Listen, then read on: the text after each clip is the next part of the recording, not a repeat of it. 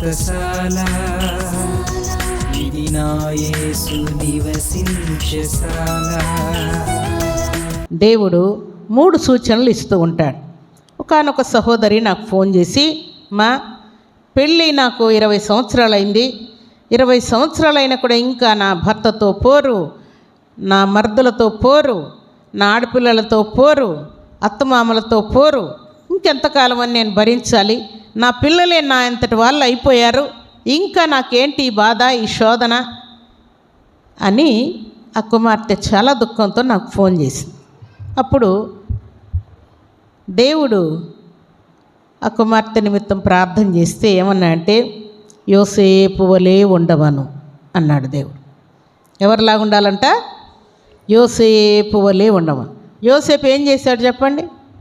అన్నలు కొట్టి గుంతలు వేసినా ఏం మాట్లాడలేదు, గుంతలో నుండి తీసి పోతిఫర్ ఇంటికి అమ్మినా ఏం మాట్లాడలేదు, పోతిఫర్ భార్య పాపం చేయలేదని ఆయన్ని కొట్టించి చెరసాలలో వేసినా ఏం మాట్లాడలేదు, అన్నిటికీ మౌనం వహించాడు. అందుకని దేవుడు నా కుమార్తెను యోసేపు వలె మౌనముగా ఉండవని చెప్పు అన్నాడు దేవుడు. నేను ఆ కుమార్తెకు, మా యోసేపు వలె నువ్వు మౌనం వహించాలంటున్నాడు దేవుడు, కాబట్టి నువ్వు గందరగోళం కావద్దు, ఒకానొక దినాన దేవుడు నిన్ను నిలవబెడతాడు, నీ నిర్దోషత్వాన్ని దేవుడు బయట పెడతాడు అని ఆ కుమార్తెకు చెప్పాను. ఆ కుమార్తె నా మాట నమ్ముతుంది, అనేక మార్లు ప్రార్థన చేయించుకుంటుంది. కానీ నేను యోసేపు గురించి, యోసేపు వలె మౌనంగా ఉండు అని చెప్పినందుకు ఆ కుమార్తెకు ఆ మాట నచ్చలే. లోబడాలంటే, మౌనంగా ఉండాలంటే మనకు నచ్చదు కదా. నువ్వు కొట్లాడు, బాగా మాట్లాడు, ఈ మాట అంటే ఈ మాట అనాలా, ఈ మాట తర్వాత ఈ మాట చెప్పాలి, ఇట్లాంటి మాటలు అయితే మనకు నచ్చుతూ ఉంటాయి కదా. అందుకని ఇంకా ఆ పాప నాతో ఏమనకుండా, సర్లేమ్మా మీరు చెప్పినట్టే యోసేపులాగే ఉంటాను అని చెప్పింది. నాతో చెప్పిన తర్వాత అంతటితో ఊరకుండకుండా మోకరించి, ప్రభువా నీ సేవకుల వాళ్ళ ద్వారా యోసేపు వలె ఉండమని చెప్పావు కదా, నిజంగా నేను యోసేపు వలె ఉండాలన్న మాట నిజమే అయితే, నీ సేవకురాలు చెప్పిన మాట నువ్వు చెప్పిన మాటే అయితే, ఇప్పుడు నేను టీవీ ఆన్ చేస్తాను, నాకు యోసేపు గురించే చెప్పాలి. టీవీ ఆన్ చేస్తే ఏ సేవకుడు వాక్యం చెప్తున్నా ఇప్పుడు యోసేపు గురించే చెప్పాలి. అప్పుడైతే నీ సేవకురాల ద్వారా నువ్వు మాట్లాడినావని నేను నమ్ముతాను అని ప్రార్థన చేసుకొని టీవీ ఆన్ చేసింది. ఆన్ చేస్తే అక్కడ టీవీలో యోసేపు యొక్క సహనమును గురించి సేవకుడు వాక్యం చెప్తూ ఉన్నాడు. ఇంకంత విని ఏంటి వేరే మాట వస్తుంది అనుకుంటే మరలా యోసేపు మాటే వచ్చింది అనుకొని వాక్యం విని టీవీ ఆఫ్ చేసి మౌనం అయిపోయిందని. తెల్లవారితే సండే ఆరాధనకు వెళ్ళాలి. రాత్రి ప్రార్థన చేసుకుని, ప్రభువా నీ సేవకురాలతో నువ్వు మాట్లాడిన మాట నిజమైతే చర్చిలో కూడా నాకు యోసేపు మాట వినబడాలి అని ప్రార్థన చేసుకున్నాను. ప్రార్థన చేసుకొని దేవుని యొక్క మందిరానికి, వారి ఊరిలో ఉన్నటువంటి దేవుని మందిరానికి బయలుదేరి వెళ్ళిందండి.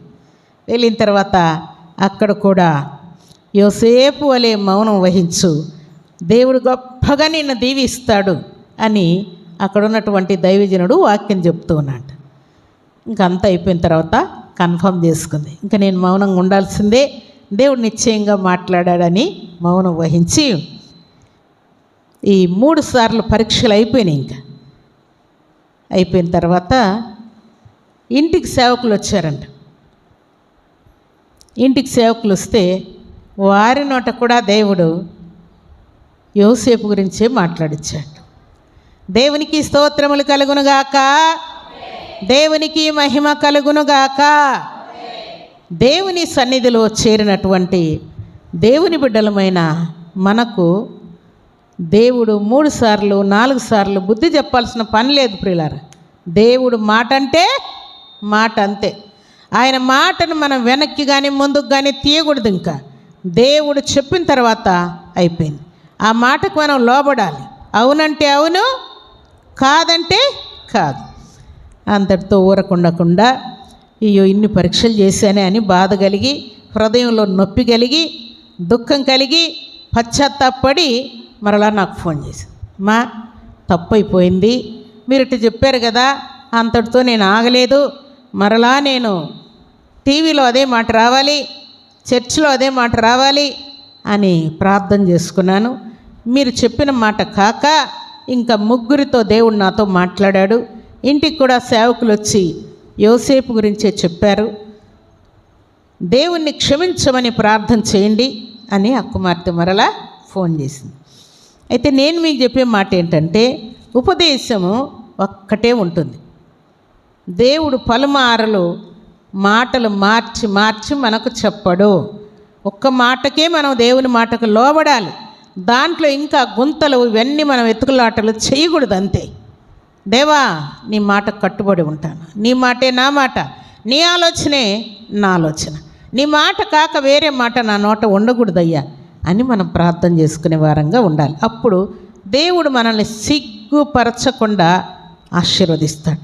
అందుకని తల్లి అయినటువంటి మరియా కన్యగా ఉండి దేవుని యొక్క దూత వచ్చి ఆమెతో మాట్లాడి, దయాప్రాప్తురాలా, నీకు శుభం, నీ గర్భమున కుమారుడు పుట్టబోతూ ఉన్నాడు, ఆయనకి ఇమ్మానుయేలు అని పేరు పెడతాం, ఆయన లోక పాపమును మోసుకొని పోవు దేవుని గొర్రెపిల్ల అని చాలా విషయాలు దేవుని దూత చెప్తా ఉంటే ఆమె పలికినటువంటి మాట వయసులో చిన్నదే పెద్దదే చెప్పండి?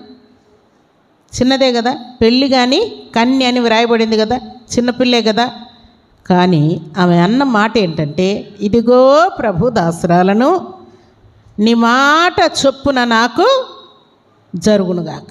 దేవుని సన్నిధిలో చేరిన మనమందరం కూడా దైవ జ్ఞానమును కలిగి దేవుని యొక్క ఉపదేశాన్ని హృదయంలో జాగ్రత్తగా భద్రం చేసుకోవటానికి గొప్ప శక్తిని, జ్ఞానాన్ని, జ్ఞాపక శక్తిని దేవుడు మీకు ఇవ్వబోతూ ఉన్నాడు.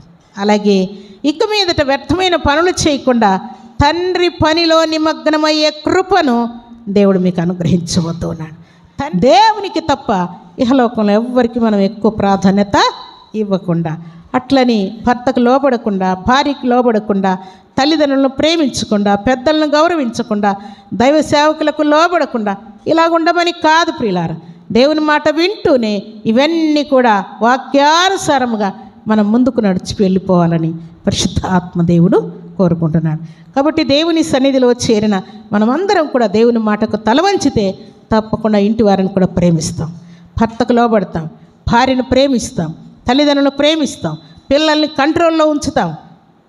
ఎక్స్ట్రా పనులు చేయకుండా, అమ్మో దేవుడు చూస్తున్నాడు, దేవుడి నుండి కఠినమైనటువంటి శిక్ష నా మీదకి వస్తుందేమో అనే భయంతో, భక్తితో మనం బ్రతుకుతాం. దేవుణ్ణి ప్రేమించి దేవుడు మన కోసం సిద్ధపరిచినటువంటి జ్ఞానాన్ని పొందుకొని ఉపదేశానుసారంగా జీవిస్తూ తండ్రి పనిలో నిమగ్నమై దేవుని యొక్క రాజ్యానికి వారసులమై జీవించినట్లుగా దేవుడు అట్టి కృపను, భాగ్యమును ఈ శుభదినాన సర్వశక్తివంతుడు అయినటువంటి దేవాతి దేవుడు సర్వసమృద్ధిగా మనందరికీ అనుగ్రహించి ఆశీర్వదించును కాక. ఆమేన్.